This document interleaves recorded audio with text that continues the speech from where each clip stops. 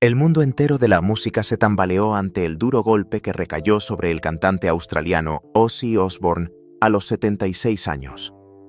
Él mismo dijo: «Los últimos 4 años han sido realmente un infierno para mí. Mi salud ha estado en un estado terrible». Era la confesión de un hombre que había soportado un dolor más allá de los límites normales de resistencia. La enfermedad de Parkinson le arrebató las piernas. Un accidente espantoso destrozó su columna vertebral, dejando heridas tan profundas que resultan imposibles de describir. Y ahora, a los 76 años, Ozzy Osbourne, el príncipe de las tinieblas, se enfrenta a una prueba aún más feroz que todo lo que había vivido antes.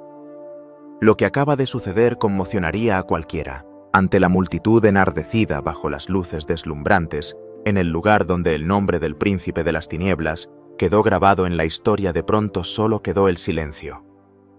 Un silencio tan denso que amenazaba con aplastar el alma de aquel niño que nunca tuvo permiso para soñar, sino únicamente para sobrevivir. En el barrio marginal y sombrío de Aston, Birmingham, el pequeño John Michael Osbourne, nacido en 1948, compartía una casa diminuta con 6 hermanos y unos padres exhaustos.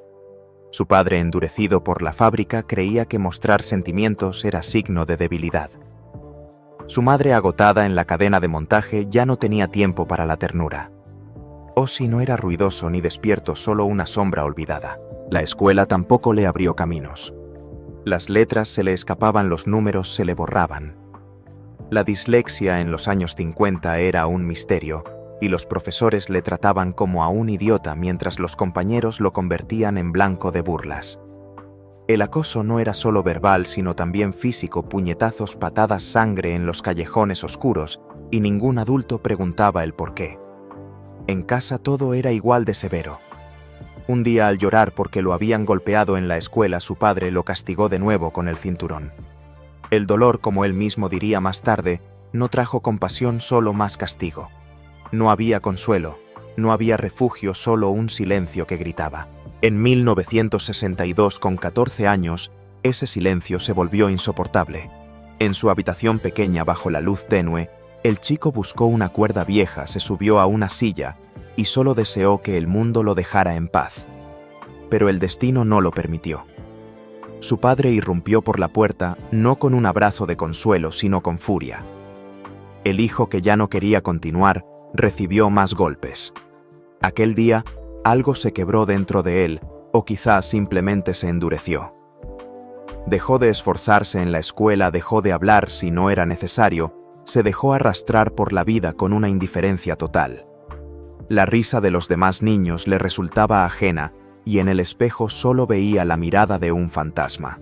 En 1963, con 15 años, abandonó la escuela, sin rumbo, sin habilidades, sin plan alguno. Aceptaba cualquier trabajo: obrero de matadero, peón de construcción, ajustador de bocinas. Pero era demasiado torpe, demasiado irascible, demasiado abatido. Todos los trabajos terminaban igual: despedido, olvidado, solo. En ese momento, Ozzy estaba agotado, no solo en los pulmones, sino en el alma. Todas las puertas se cerraban. Ningún empleo lo retenía, ningún adulto confiaba en él. El hambre lo devoraba. Los zapatos destrozados, la ropa harapienta, el ánimo hundido hasta el fondo. No había luz al final del túnel, solo el eco de las voces que repetían que él no era nada. La desesperación ya no llamaba a la puerta, la derribaba. En 1965, con 17 años, un intento fallido de robo en una tienda lo llevó a la prisión de Winston Green. Entre delincuentes de verdad se dio cuenta de hasta dónde había caído. Una noche espantosa, atacado por otro recluso, se defendió con un orinal de metal. No era justicia, solo instinto de supervivencia. Pero bajo ese dolor, aún titilaba una chispa. Y aquella chispa estalló cuando la canción She Loves You, de The Beatles, sonó en la radio. Como un rayo despertó. Por primera vez no quiso solo huir, sino vivir con locura, con intensidad. Dijo: «Ese momento me cambió. No sabía tocar música, pero sabía que debía subirme a un escenario. Tenía que gritar más fuerte que mi dolor». Ese grito se volvió su arma, su himno. No fue un comienzo exitoso, pero sí el instante en que decidió no morir como el niño olvidado de Birmingham. El escenario sería su salvación, el caos se transformaría en lenguaje de supervivencia. Perdería muchas cosas, sangraría, ardería, pero de las cenizas de la desesperación nacería una leyenda. No en paz, sino en la oscuridad feroz de la juventud. Un sonido, una llamada sostuvo su alma durante décadas. Ozzy Osbourne, al salir de la prisión de Winston Green en 1965 con apenas 17 años, no buscaba redención. Solo seguía a la deriva en un mundo que ya había decidido que él no importaba. La condena de 6 semanas de cárcel por robar ropa, un acto desesperado para sobrevivir más que un crimen, no le enseñó ninguna lección, solo confirmó su falta de valor a los ojos de la sociedad. Salió de la celda sin haber sido rehabilitado, sino más roto que nunca. Y entonces ocurrió un milagro, no bajo la forma de un salvador, sino de una canción. Cuando escuchó She Loves You, de The Beatles, a través de un altavoz barato, el mundo estalló. Era como escuchar a Dios hablándole a través de la música. Años después, lo recordaba con voz lejana, casi quebrada. Ese instante no borró los moretones de su espalda, ni el miedo en los huesos, pero le dio una visión. No sabía cómo, pero sabía que tenía que hacer música. No una música pulida, no una música perfecta, sino una música a gritos.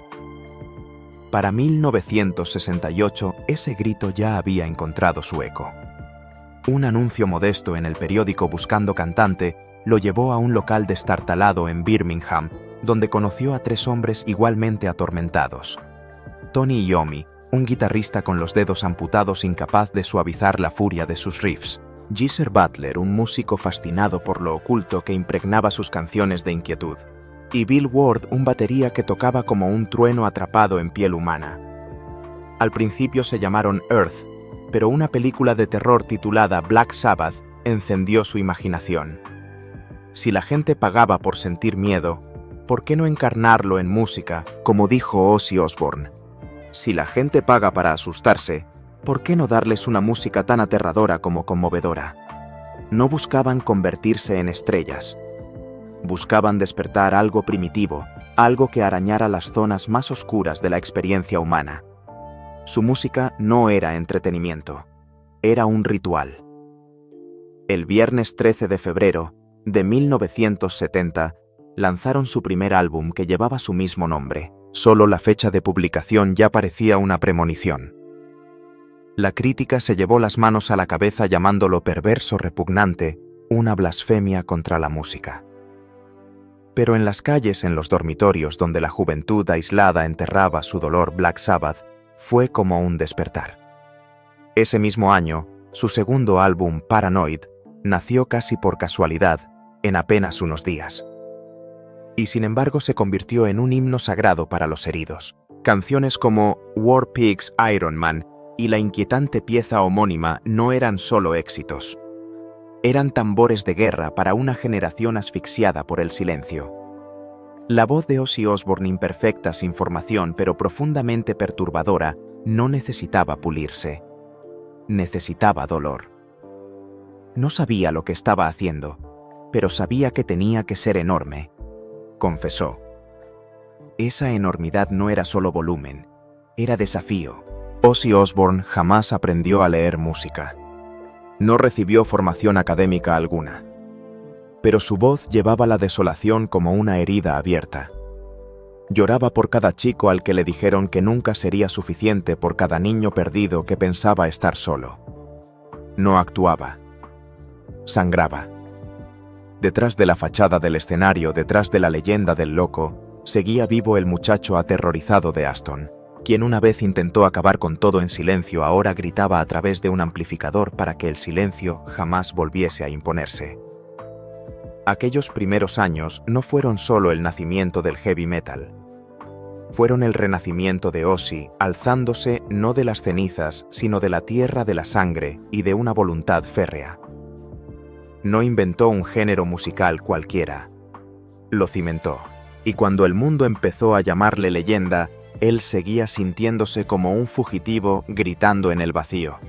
Pero aquel grito cambió el mundo. No solo edificó música, construyó mito, construyó memoria, construyó un legado forjado en el dolor y de algún modo en la resistencia. A mediados de los años 70, Ozzy Osbourne estaba en la cima gloriosa del heavy metal, pero bajo la multitud enfervorizada y los focos cegadores, su alma se derrumbaba en silencio. La misma voz que había atravesado el mutismo de toda una generación, ahora se ahogaba en demonios interiores a los que ninguna luz podía alcanzar. Black Sabbath se había convertido en un fenómeno mundial. Los pioneros de aquel sonido atronador conectaban con los marginados, los rotos y los furiosos. Sin embargo, para Ozzy, cuanto más fuerte era la música, más ensordecedor se volvía su vacío interior. Tras puertas cerradas se desmoronaba arrastrado por hábitos autodestructivos, acosado por heridas de infancia que nunca sanaron del todo y paralizado por el peso asfixiante de la fama. Álbum tras álbum, como Paranoid en 1970 y Sabbath, Bloody Sabbath en 1973, elevaban a la banda a la categoría de icono, pero Ozzy se hundía poco a poco en la oscuridad. Ni siquiera los focos podían ahuyentarle. Los demás miembros de la banda empezaron a notar ensayos ausentes, divagaciones incoherentes y el chisporroteo débil en aquellos ojos desorbitados. Tony Iommi, que había sido su hermano en riffs, ahora se mostraba distante. El aire entre ellos se espesaba con reproches no dichos y un silencio agotador. Y entonces, en 1979, llegó la traición definitiva. Le despidieron. No cara a cara, no con dignidad. Mandaron a otro a hacerlo. Ozzy lo recordaría más tarde con una voz cargada de abandono. Ni siquiera tuvieron el valor de decírmelo ellos mismos. Esa era mi banda. No fue solo una carrera rota, fue un refugio arrancado de cuajo. Black Sabbath no era solo música para Ozzy, era el único lugar donde el caos cobraba sentido, donde su fractura se convertía en fuerza. Sin él estaba exiliado, descartado como una señal de advertencia. Se perdió en la habitación de un hotel en Los Ángeles con las cortinas corridas y el alma hundida. Me limitaba a sentarme allí, confesó. Se anestesió hasta no sentir nada. Pensó que se disolvería en aquel silencio. Para el mundo exterior, seguía siendo Ozzy Osbourne, pero en aquella habitación no era más que una sombra difusa de sí mismo. Una sombra aún palpitante, pero las leyendas nunca desaparecen. Se transforman. Y en la hora más oscura de Ozzy, algo se alzó entre las ruinas. Sharon Osbourne, hija del antiguo manager de Black Sabbath, vio más que a un ídolo caído. Vio a un hombre todavía inacabado. Ella lo sacó de los escombros y le susurró lo impensable. Él era el milagro de la banda, podía sostenerse sin nadie más. Esa fe cayó como un rayo sobre la piedra helada. Y entonces apareció Randy Rhoads, joven disciplinado y precozmente brillante. Su guitarra no solo resonaba, lloraba, volaba y aullaba. Para Ozzy, Randy no era solo un compañero. Era un salvavidas en medio del naufragio. Juntos crearon Blizzard of Ozz, publicado en 1980. No era una celebración, era un aliento de supervivencia. Canciones como Crazy Train sonaban como una resurrección. Cada palabra, cada acorde susurraba un desafío: sigo aquí, sigo valiendo. La caída vista en retrospectiva no fue un final, sino la forja en el fuego. Ozzy tuvo que quebrarse hasta lo más profundo para encontrar la energía primigenia en su interior. Y aunque el camino por delante estaría lleno de pérdidas, de dolores y de cicatrices que ninguna fama sanaría, ese momento fue cuando su espíritu emergió con mayor fuerza. Dijo una vez: perdí el control, pero de alguna manera seguí adelante. Siempre seguí adelante. El vínculo entre Ozzy Osbourne y Randy Rhoads trascendía la música, rozaba lo metafísico. Randy llegó como una luz atravesando la tormenta sofocante, demostrando que aún quedaban disciplina, belleza y propósito en un mundo caótico. Su música no estallaba en desorden, fluía como fuego a través del cristal, precisa y delicada. Ellos no solo escribían música juntos, sino que construían redención a través del sonido. Cuando salió Diary of a Madman, en 1981, no fue simplemente otro álbum, fue un manifiesto de renacimiento. Ozzy, antaño repudiado, ahora resurgía como una nueva fuerza. Fue Randy quien ayudó a trazar ese camino. Ozzy solía decir: Randy no era solo un guitarrista. Era mi amigo, mi hermano pequeño, y la única razón por la que no me rendí. En el escenario se fundían uno salvaje, el otro trascendente. Fuera de él compartían risas, filosofías hasta la madrugada y un respeto mutuo. Ozzy admiraba a Randy no solo por su talento, sino también por su espíritu, como si supiera que no estaría para siempre, y por eso exprimía cada nota. Entre ellos había una comprensión profunda de que el rayo, rara vez, golpea dos veces, pero la tormenta no duraría eternamente. En la mañana del 19 de marzo de 1982, durante una gira en Leesburg, Florida, se desató una tragedia inesperada. Cuando el conductor, que además era piloto con licencia, manejaba una pequeña avioneta para un breve vuelo, Randy Rhoads y la maquilladora Rachel Youngblood subieron a bordo. Al principio, fue solo un giro inocente en el cielo, pero en el tercer vuelo el ala del avión chocó contra el autobús de la gira. En un instante la aeronave perdió el control y se precipitó. Randy Rhoads murió a los 25 años. Ozzy Osbourne lo presenció todo. Gritó el nombre de Randy hasta quedarse sin voz, como si una parte de su alma hubiera sido arrancada allí mismo. Más tarde admitiría: ese día perdí una parte de mí. No solo a Randy, sino también la esperanza, la música y la razón para seguir respirando. Ese dolor lo arrastró de nuevo hacia la oscuridad. Ni siquiera Sharon Osbourne pudo alcanzarlo en un primer momento. Se cancelaron conciertos, la casa se sumió en silencio, como si el propio universo hubiera apagado la melodía. Aunque el tiempo pasó, una parte de su alma permaneció para siempre en aquella dura mañana de marzo. Durante semanas se hundió en el mutismo y en la parálisis, sin querer cantar, sin querer tocar, sin querer vivir. Fue Sharon quien con paciencia lo sacó de allí. Ella misma reconoció: pensé que lo había perdido para siempre. Pero desde el fondo del abismo surgió una fuerza difícil de explicar. Ozzy comenzó a escribir de nuevo, no para olvidar, sino para recordar. Cada canción, cada grito en el micrófono se convirtió en un homenaje a su amigo caído y también en la manera de mantener la música en movimiento. No lo hacía solo por los fans, ni siquiera por sí mismo, sino también por Randy. Su supervivencia se convirtió en un desafío silencioso. Y cada concierto desde entonces cargaba con el peso de un legado nacido de la tragedia. Nunca sanó del todo, pero la emoción seguía ahí. Y para Ozzy Osbourne, eso significaba que seguía vivo. La gente podría pensar que lo peor había pasado, que superar una pérdida inimaginable abriría el camino hacia la sanación. Pero el dolor nunca obedece a la lógica. Los años posteriores a la muerte de Randy Rhoads no fueron un tiempo de recuperación para Ozzy. Fueron una inmersión en una oscuridad propia que casi lo devoró por completo. La década de los 80 pasó, pero para Ozzy no fueron más que días entumecidos y noches interminables. Cada gira era un caos, cada habitación de hotel un campo de batalla lleno de arrepentimiento. La música seguía sonando, pero el hombre detrás del micrófono se iba rompiendo. Ante el público era el icono salvaje con su delineado oscuro y una fama desbordante. Pero entre bastidores no quedaba más que una figura perdida, inestable, extraña para sí misma. Sharon lo intentó todo. Ella ya lo había sacado del abismo del olvido y no pensaba rendirse, pero el amor no bastaba para mantenerlo en pie. Más tarde el propio Ozzy admitiría con voz temblorosa: me derrumbé, ni siquiera estaba presente en mi propia vida. En 1987, su alcoholismo ya estaba fuera de control y las drogas difuminaban la frontera entre la realidad y la pesadilla. Y luego llegó una noche de 1989 que lo cambió todo. No fue una noche nacida de la ira, sino del colapso total.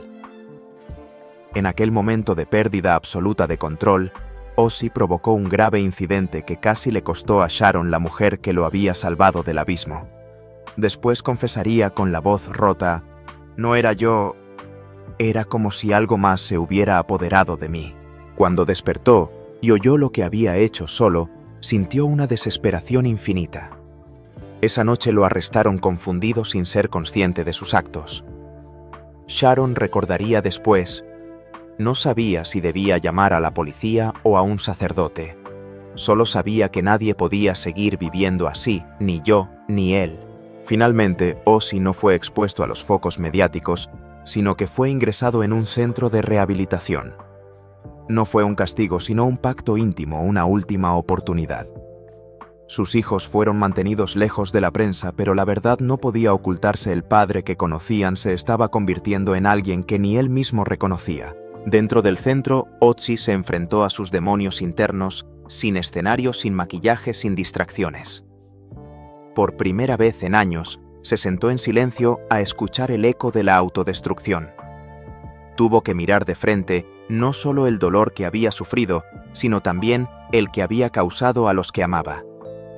Cuando un especialista le preguntó: ¿qué es lo que más temes?, Ozzy respondió sin dudar: que ella me abandone. Pero Sharon no se marchó.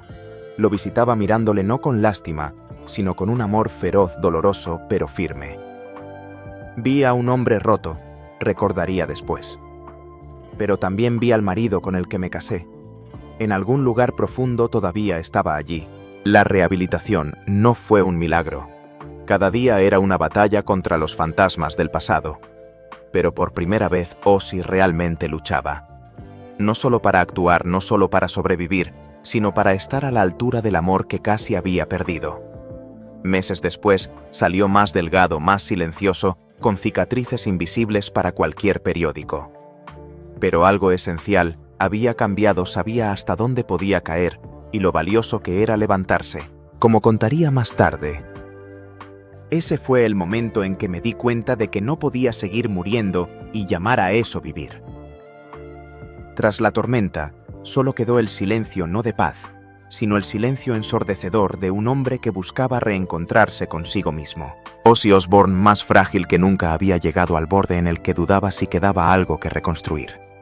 Pero fue precisamente en ese instante, en 1989, cuando se enfrentó a la oscuridad más absoluta, que también recibió la última oportunidad. Durante semanas en el centro de rehabilitación, apenas pronunció palabra. La voz que un día había retumbado en el heavy metal no era más que una sombra en el rincón de una habitación atormentada por aquello que estuvo a punto de perder. Pero Sharon, con un amor incondicional difícil de explicar, no le abandonó. Esperó con paciencia, porque creía que aún quedaba una chispa de luz. Paso a paso, Ozzy empezó a enfrentarse al verdadero monstruo, no sobre el escenario, sino dentro de sí mismo. Fue un proceso doloroso, no solo de desintoxicación física, sino de desenterrar recuerdos, arrepentimientos y vergüenzas. Y luego de algún modo salió adelante. No completo, no del todo curado, pero lúcido. Y por encima de todo dispuesto a luchar. En 1990 fue regresando poco a poco a la música, ya no con la temeridad desquiciada de antaño, sino con un propósito más afilado. Colaborando con el guitarrista Zakk Wylde, abrió un nuevo capítulo en su carrera, el álbum No More Tears de 1991. No fue solo un éxito musical, sino también una declaración. Canciones como Mama I'm Coming Home o Road to Nowhere no eran meras interpretaciones, eran confesiones, cartas de amor y también disculpas envueltas en la distorsión y la amargura de la vida. Cuando le preguntaron en una entrevista por el significado del álbum, Ozzy Osbourne confesó: «Es el sonido de mí intentando volver a ser una persona».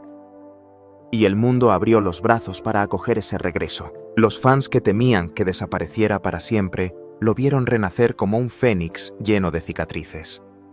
Pero tras los focos, la batalla seguía sin terminar.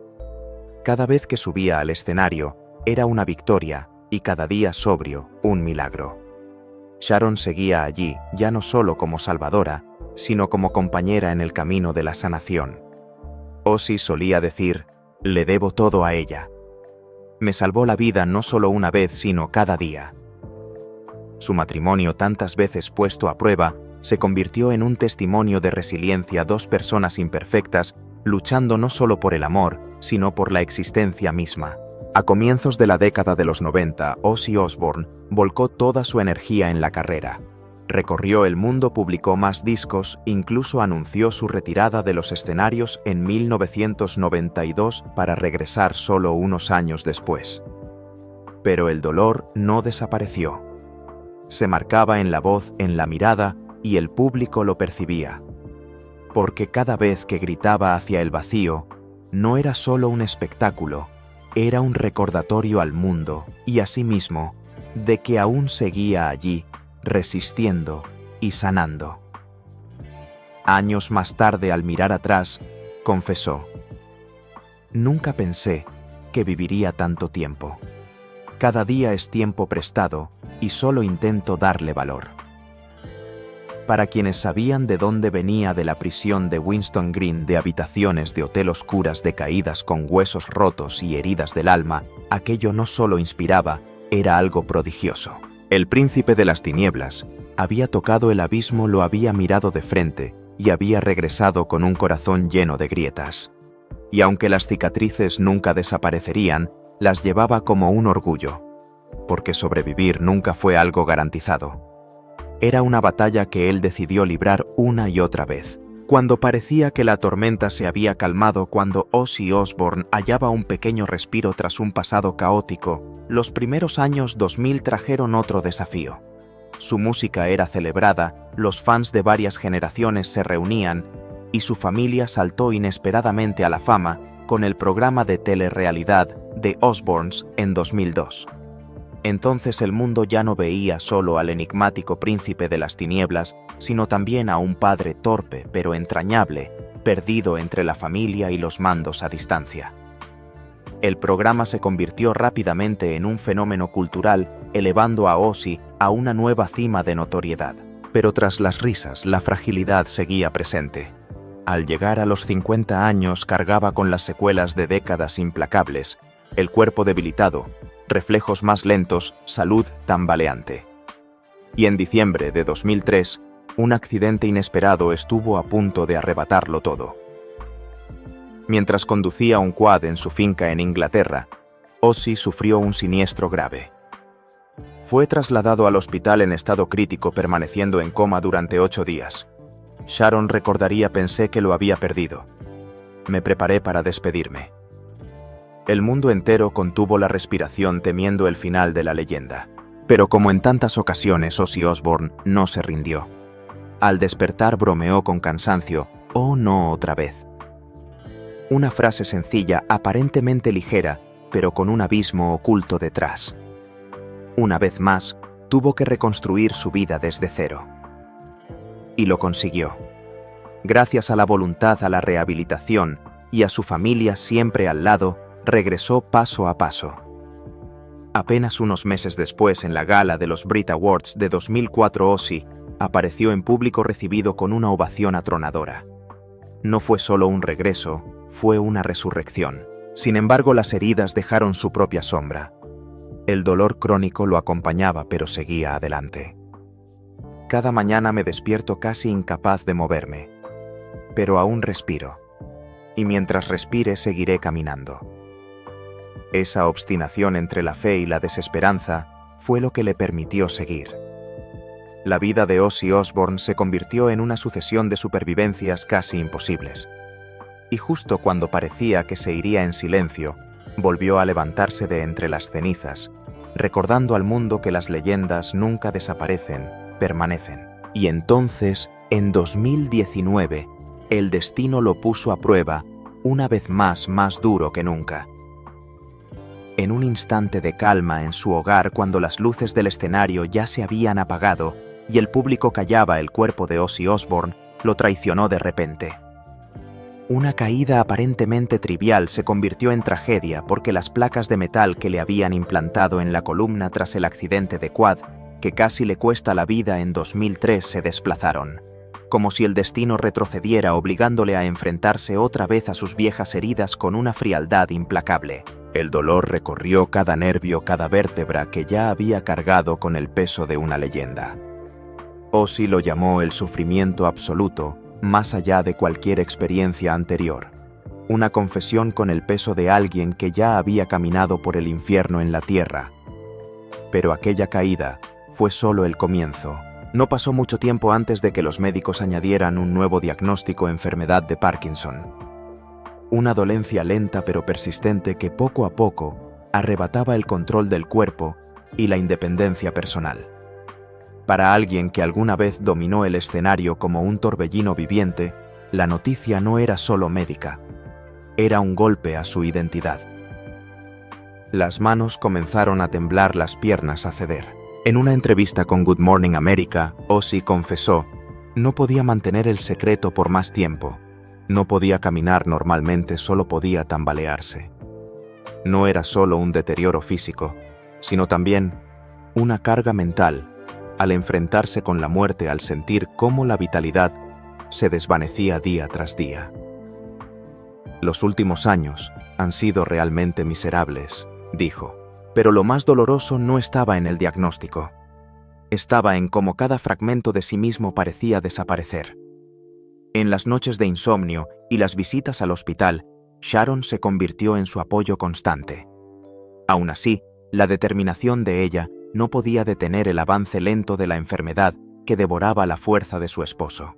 En ocasiones, Ozzy admitía sentir culpa por ocultar su enfermedad a los fanáticos, temiendo que su dolor los decepcionara. Pero al contrario, ellos seguían ahí, acompañándolo en el desafío.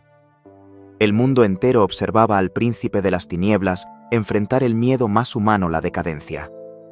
Y aun cuando su cuerpo se debilitaba, su espíritu permanecía indomable. En 2020, lanzó Ordinary Man. No era solo un álbum, sino una declaración, incluso cuando la enfermedad y el tiempo intentaban silenciarlo.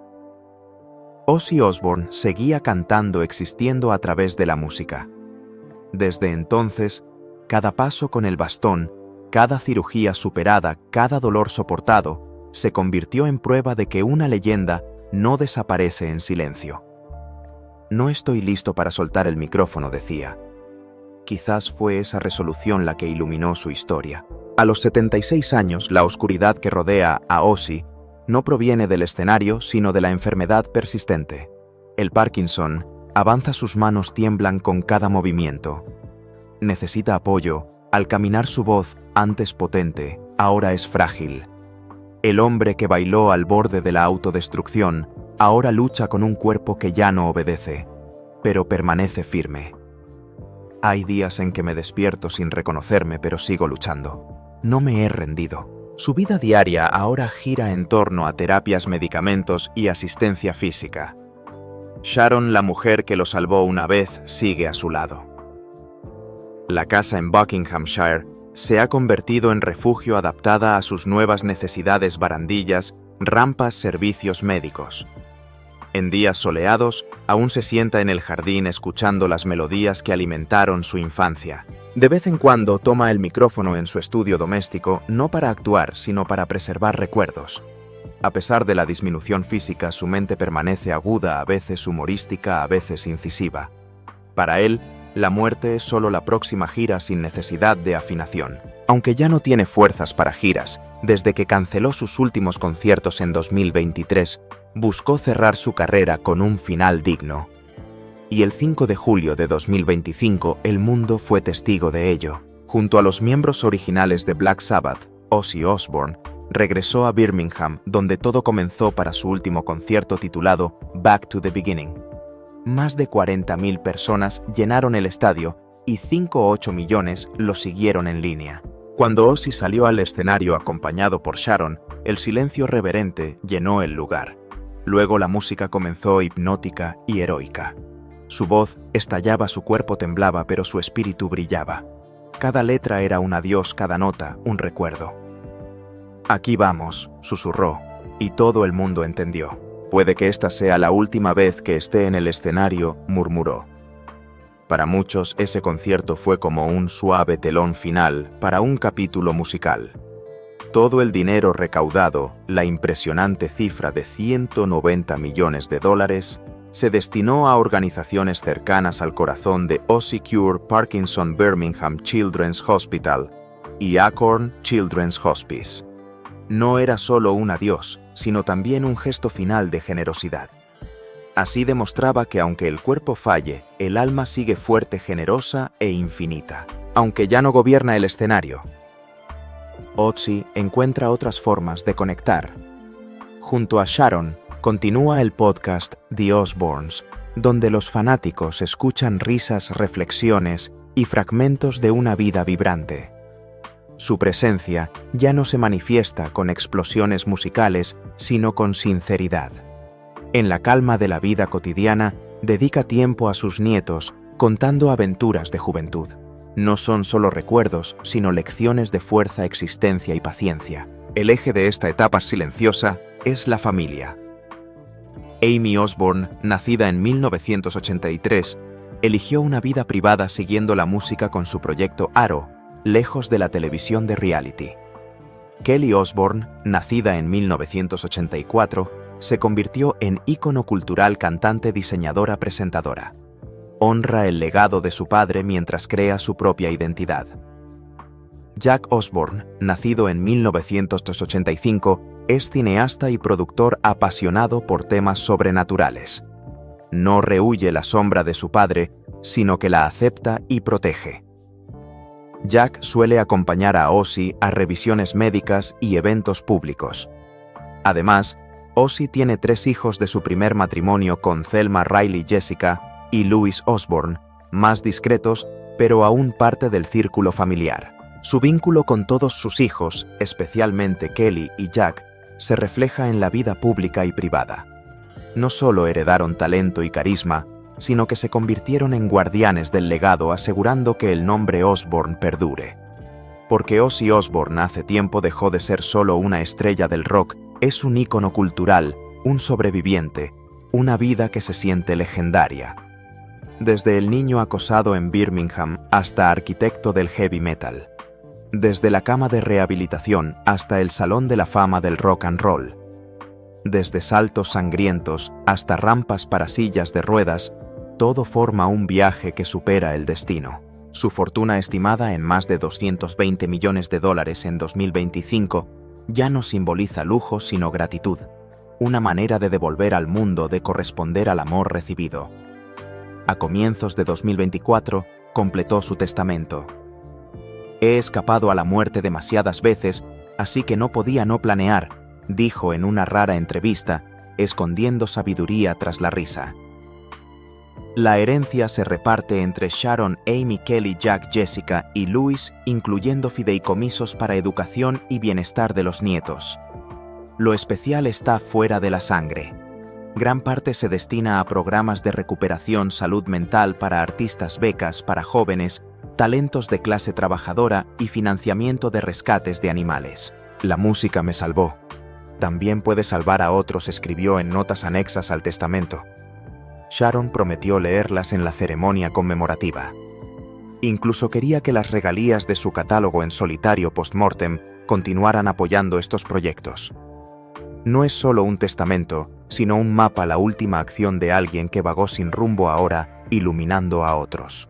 La influencia de Ozzy sigue viva, jóvenes músicos lo ven como ejemplo, y los fans antiguos encuentran recuerdos en su música. En 2024 fue inducido por segunda vez al Salón de la Fama del Rock and Roll, esta vez por su carrera en solitario. Su imagen aparece en murales, se estudia en universidades, documentales y en agradecimientos silenciosos de quienes fueron inspirados por él. Ozzy Osbourne no resiste la luz que se apaga, la recibe con una sonrisa y sigue dejando que la música suene. Lo más conmovedor quizás sea esto: alguien que hizo estallar al mundo ahora brilla por última vez con la serenidad de una leyenda. Para todos los que cantaron sus canciones, usaron su ropa o se encontraron a sí mismos en su música. Ozzy deja un legado no de perfección sino de perseverancia. Sigo aquí, dijo una vez, y mientras viva seguiré cantando. Si esta historia te toca, comparte tus pensamientos en los comentarios. Recuerda tu momento favorito con Ozzy Osbourne y honremos una vida que nos dio más que música, una lección de supervivencia, amor, caídas y levantarse. Porque una leyenda nunca desaparece, sigue resonando.